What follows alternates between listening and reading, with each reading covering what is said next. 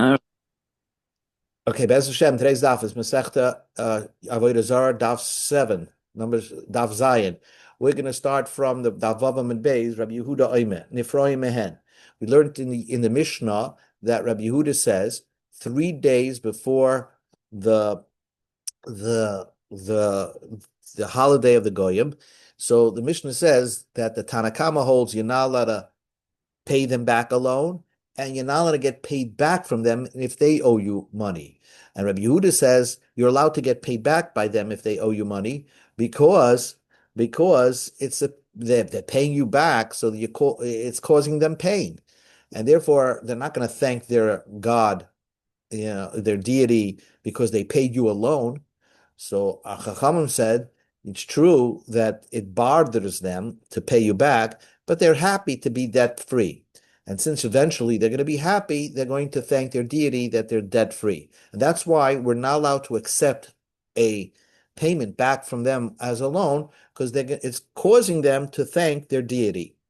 So the Gemara says, "Let's lay Rabbi Yehuda afal pi shemeitzer achshav sameach hu la'achazmam."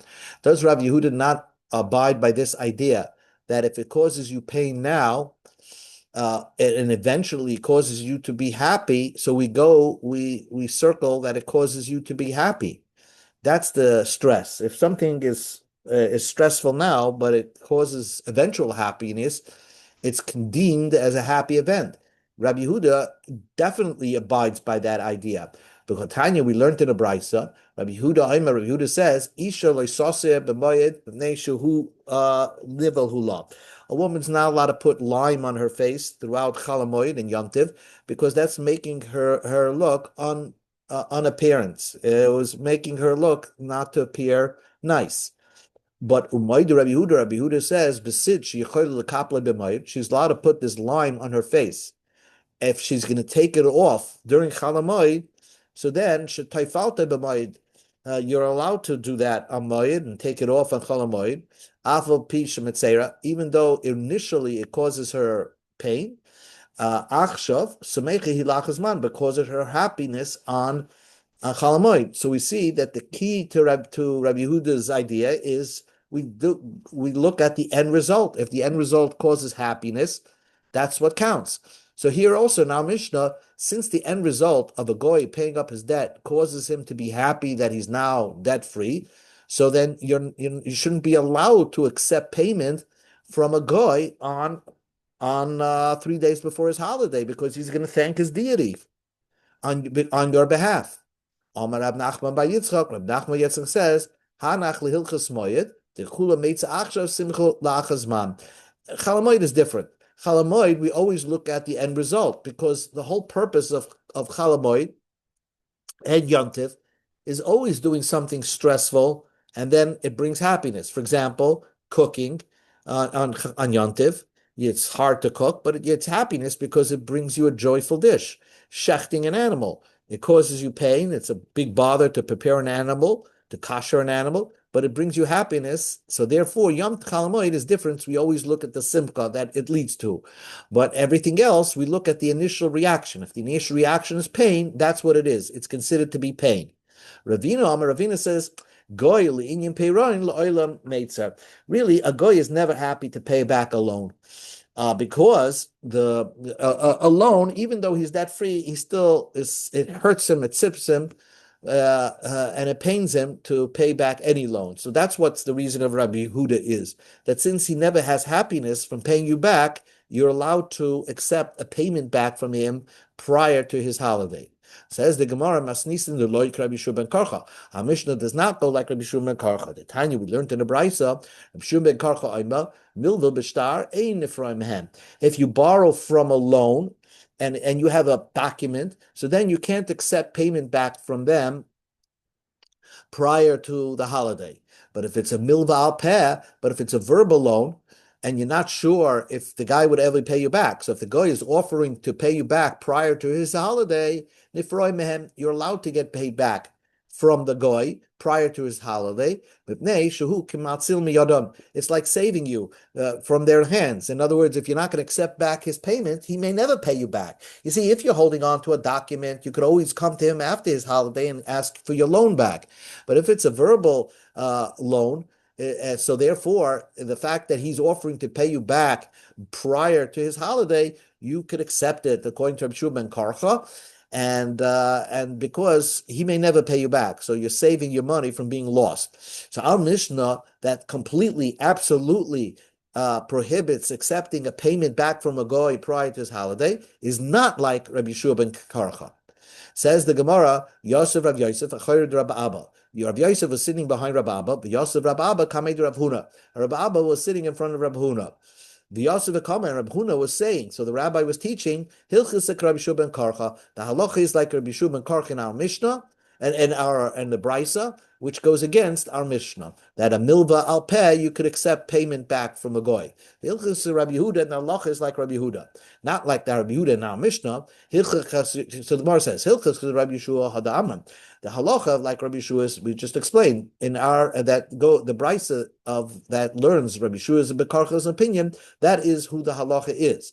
Rabbi Yehuda, where did Rav Huna paskin like Rabbi Yehuda? The Tanya we learned in the brisa, hanoisin sama latzaba. If someone gives raw wool to a dyer, and he gave instructions to dye it red, and he dyed it black.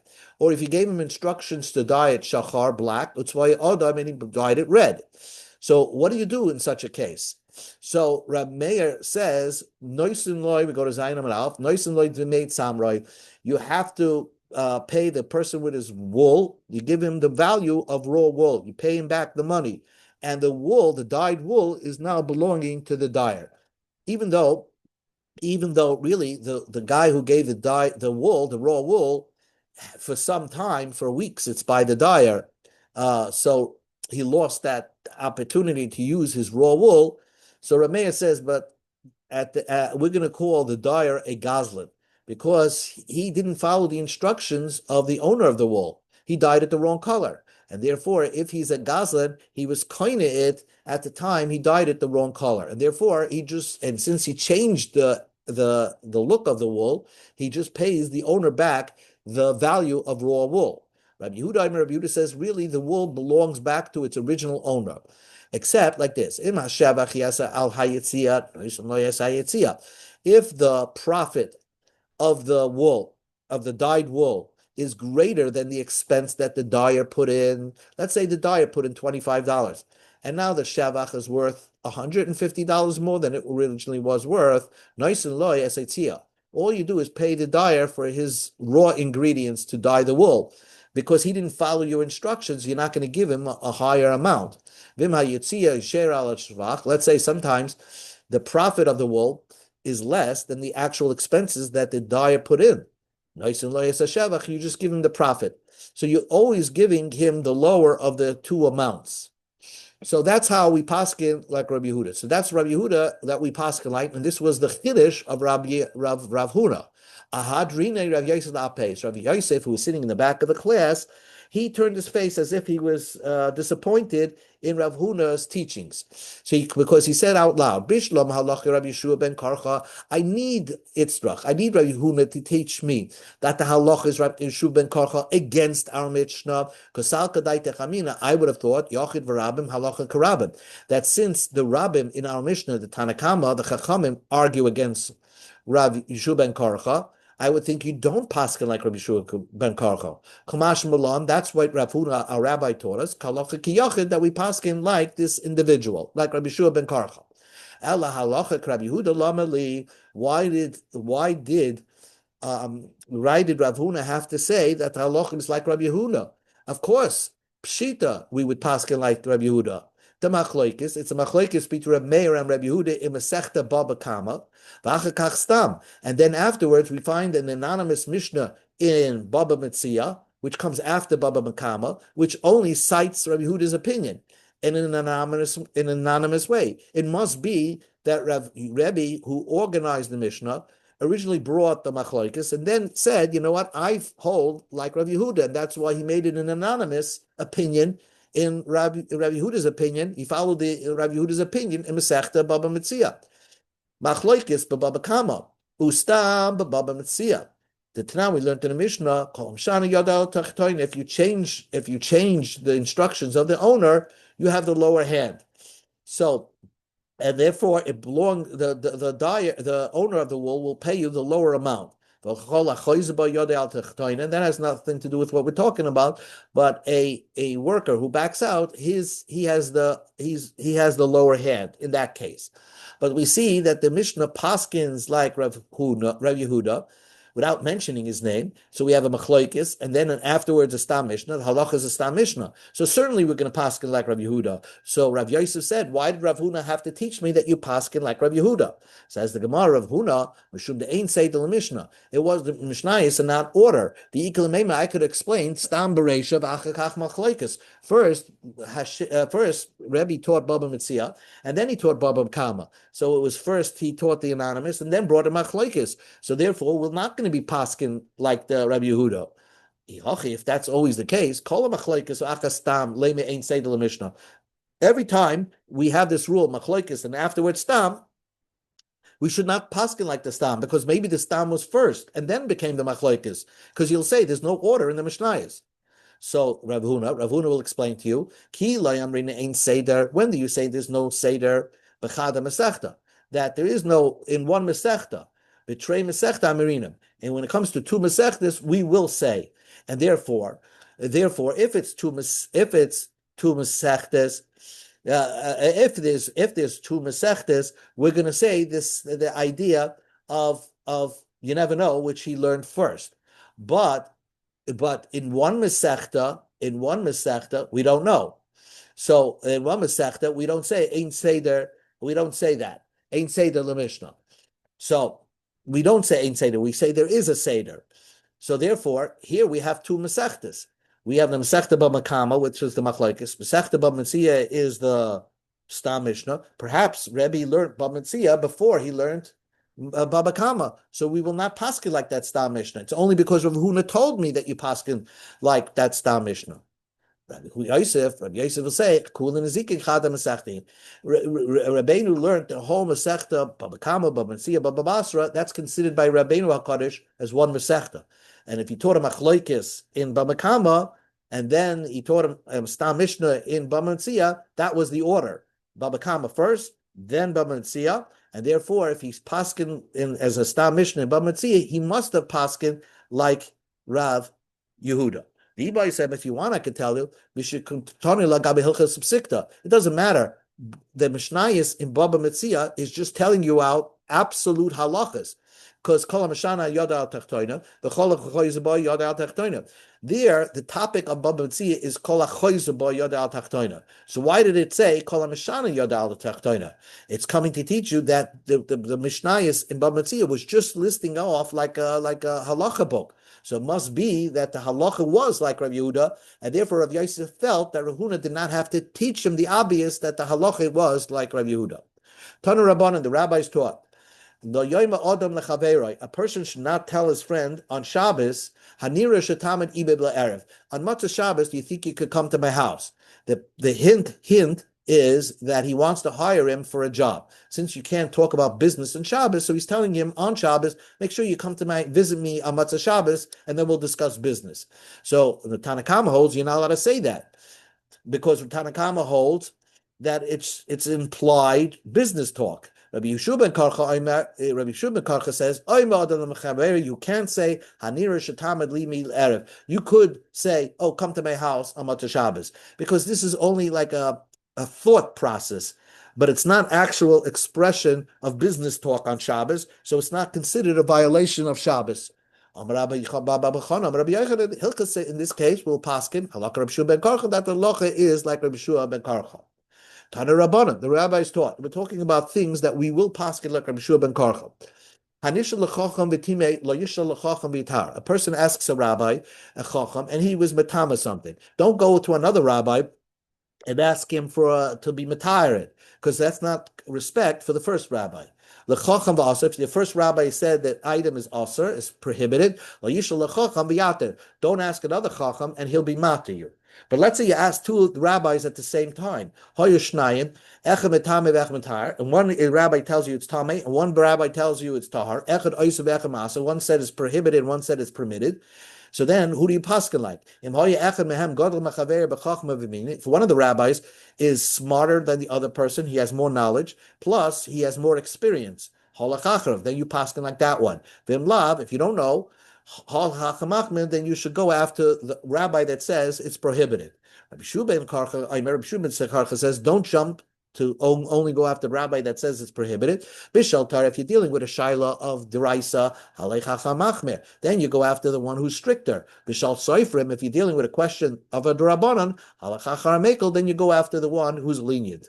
Rabbi Yosef says, it makes sense what Rabbi Shua ben Karcha said, that we when it comes to divrei rabbanon, you go l'kula. If it comes to deraisa, you go l'chumra. Tana rabbanon. Another thing about Rabbi Shua ben Karcha, the kulan shekazu behem ein mekalan oislan lamis divrei meya. A gazlan, let's say a gazlan or amaretz, somebody who is not trusted, if even if he does tshuva, will never accept his opinion as being an edus because he's a crook. Rabbi Yehuda says it depends. If he did tshuva privately, we'll not accept him. If he did tshuva publicly, so it's harder because he's more embarrassed to do tshuva publicly, then we'll accept him back as a trustworthy person. Others says it depends. If he did a private avera, we will accept his tshuva. We go to Amid Beis. But if he did a public avera, ein mekabel will not accept it, since he was so brazen to do a public an avera. He really, even if he does tshuva, it's really not in his full heart. Rabbi Shua ben Karcha, a gazlan ben kach, no matter what the avera is, and no matter how he does tshuva, mekabel, we accept him back as a trustworthy person. Shnema shuva banim shayvavim, return my children. You repenters. So we call them, they return to their original state of being a kosher Jew. We paskin like Rabbi Yeshua, Rabbi Shimon, Rabbi Yeshua, that if even a gazal, no matter what, if he does tshuva, then we'll accept him back. Says the Mishnah. Rabbi Shmuel says, 3 days before a holiday, 3 days after a holiday, not including the holiday, is asr. So that total of 7 days. The Chachamim say like this: Lifnei Eidei, before their holiday, and the Chachamim don't even give a number. Before their holiday is always Asr. La'achach Eidei, after their holiday, mutter, it's mutter to do business. But Rabbi Shmuel says 3 days before and 3 days after, it's prohibited to do business with them. Besides the holiday itself, so it's a 7-day process. Shmuel said, Yom Noitzri, the day of Sunday, which is a holiday by the Christians. So if you're going to answer 7 days, if you paskin like Rabbi Shmuel, it's always going to be asar to do business. 3 days before, 3 days after, and Sunday itself. That's the total of 7 days. The entire week, you can't do business with a goy, according to Rabbi Shmuel. Says the Gemara, Chachamim Hainu Tanakama. Don't the Chachamim agree to the Tanakama of our first Mishnah, which our first Mishnah in this Masechta began, Lifnei Eideyim, prior to their holiday 3 days, you're not allowed to do business with a goy. So what's the difference between the Chachamim in our Mishnah and the Tanakama in the first Mishnah in the Masechta? Answers the Gemara, Hein B'loi Eideyim, Ika B'nayo. Tanakama Sava Hein B'loi Eideyim. The first Tanakama holds 3 days, and you don't count the holiday itself. So it's a total of 4 days. For Rabbanan Basroi Savi, the Rabbanan in our Mishnah hold, Hein B'Eideyim, you count the holiday itself. So it's 2 days before the holiday, plus the holiday is 3 days. Iba is saying, well, what's the difference between the Tanakama of the first Mishnah and our Mishnah? If you actually did business, b'di'evet, can you benefit from the item? Tanakama holds Nasa v'nasa mutar. If you did business with the item, it's permitted. The Rabbanan Basroi Savi and Rabbanan in our Mishnah, which as the Mishnayos go further, we always go stricter. So the Rabbanan of our Mishnah holds Nasa v'nasa. If you did business, also it's prohibited to benefit from if you did business prior to their holidays, you're not allowed to benefit from that money. The difference between the Tanakama of the first Mishnah and our Mishnah is, would you say what Shmuel said? Do you hold of what Shmuel said? The Amar Shmuel said, Begoila, outside of Israel, let's say in the north, Begoila ain't asa el yom edom. It's only asa to do business on their holiday. So Tanakama is later Shmuel. Tanakama holds of Shmuel. So only 3 days prior to the holiday was only in Israel, where they are the Goyim in Israel were very connected to their holiday and real sincere in their service to their deities. So, but outside of Israel, then yes, then one day only their holiday is Asr, but not prior to their holiday. But in Basroi, but our Mishnah is less like the Shmuel. They don't hold the Shmuel. They hold is an absolute value of 3 days before a holiday you can't do business, even for people living outside of Israel. They don't hold of what Shmuel's opinion is. If you want, the Nacham Hamadi Ikabenayev. If you hold like Nacham Hamadi, the Tanya we learned in a Brisa, Nacham Hamadi Oime Eina Asa Eliyom Echad Lefnei Eidem. So the Nacham Hamadi could be the author of our Mishnah, and he holds that only time you're not allowed to do business is their holiday, and one day before their holiday, Yom Echad before their holiday. So Tanakama, less late the Nacham Hamadi. The Tanakama, the first Tana of this Masechta, does not hold of Nacham Hamadi. They say it's 3 days before the holiday you can't do business. For Rabbanan Basroi, since the Rabbanan in our Mishnah, if you notice in our Mishnah, they never gave a number. They said Lifnei Deim Aser. So maybe they hold Islay the Nacham Hamadi. They hold of what Nacham Hamadi said, is that it's only Aser to do business with them 1 day before their holidays. Says the Gemara, Gufa, we learned in the teaching before, Nacham Hamadi Omer, Nacham the media says, Eina Asa Eliyoim Echad Lefnei Eideim. You can't do business with them, to do business with a goy prior, only 1 day before their holiday. Amru Loi, so the Chachamim answered Nacham Hamadi, Nishtakeya Hadava Loi Nema, that you should forget the saying and put it away. Don't say such a thing, because it's not 1 day, it's 3 days. Says the Gemara, why did the Chachamim disagree with Nacham Hamadi? There's a Chachamim in our Mishnah that holds 1 day. So it seems that Chachamim agreed with Nacham Hamadi. Answers the Gemara, Man Chachamim, who is the Chachamim in our Mishnah, is Nacham Hamadi. It's Nacham Hamadi himself. So Nacham Hamadi has no support for his decision, to his opinion that says only 1 day before the holiday it's usher to do business, and that's why the Chachamim did not like his opinion and said, forget it, move it away from, and don't say such a thing. Tanya Idach, another thing about Nacham Hamadi. Nacham Hamadi is going to have all these rogue opinions, and we're not going to paskin like him. Nacham Hamadi says, Moichrim lehem sus zocha v'zokim b'machama. You're not allowed to sell an animal, a big animal, to a guy on before Shabbos, because he may use it on Shabbos, and people will think it's your animal that's being used on Shabbos, and so therefore they asked you to sell a behema gasa to an animal, to a guy. However, even in times of war, you would think that times of war, you shouldn't also sell them, because they're going to use their animals. Let's say you sell them a horse, they're going to use it for warfare, to kill people. So don't sell them a horse. So, but a horse is not really usher, because what kind of work would a horse do on Shabbos? It will carry somebody, a rider. That's not an isser, because chai noise is atzmin. Anyway, Nachum Hamadi is on this opinion. Moichron lehem sus zacher. You're allowed to sell a goy a male horse, v'zakeh, and it's old, but machama during wartime, because he's not going to use it. Even if it's wartime, he's certainly not going to use it. So it's an old horse. That's a male old horse. You're allowed to sell to them. They told Nachum Hamadi, don't say such a thing. That's really not. We don't paskin like that. Says the Gemara, "V'ika ben b'seira the koy kavase." So Ben B'seira says exactly like Nachum Hamadi, the Tanya ben B'seira ayra mate basus. We learned in the Mishnah, Ben B'seira permitted you to sell a horse to a guy. Answers the Gemara, Ben B'seira loy mafel ben zacham l'nekevus.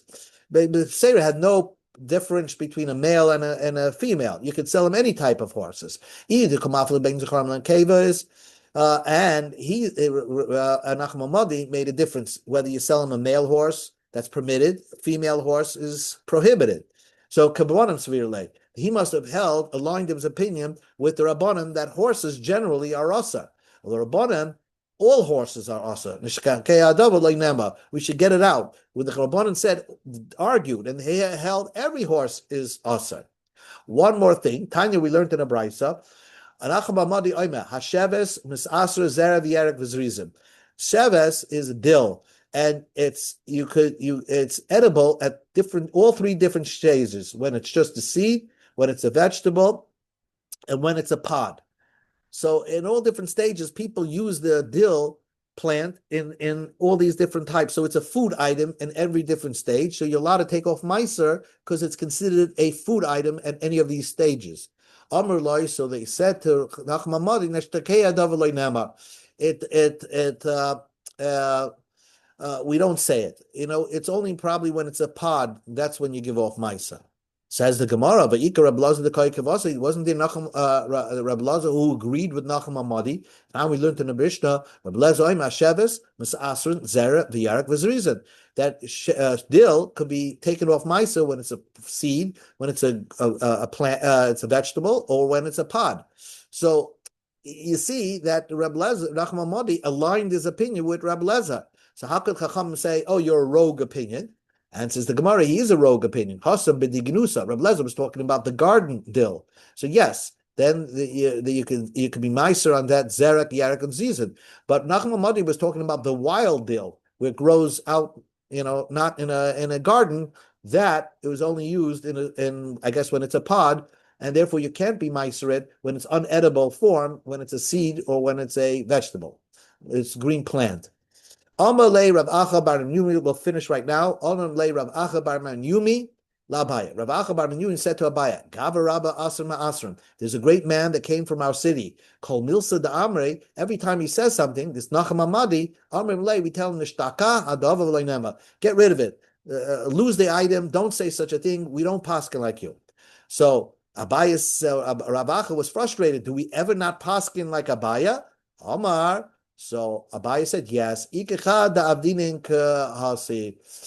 time we learned in the Brisa, and that's where we'll continue tomorrow. That a person in the middle of Shemaya Tefillah could interrupt his Shemoneh Esrei and to say a personal prayer asking God for his needs. So normally you would think you're not allowed to interrupt your Shemoneh Esrei. Nachum Amadi gave you a leniency that if it's the middle of Shemaya Tefillah, before you're ending off those middle brachas, you could insert your own personal requests, and that's where we will paskin like Nachum Amadi. Okay, this ends Daf Zayin.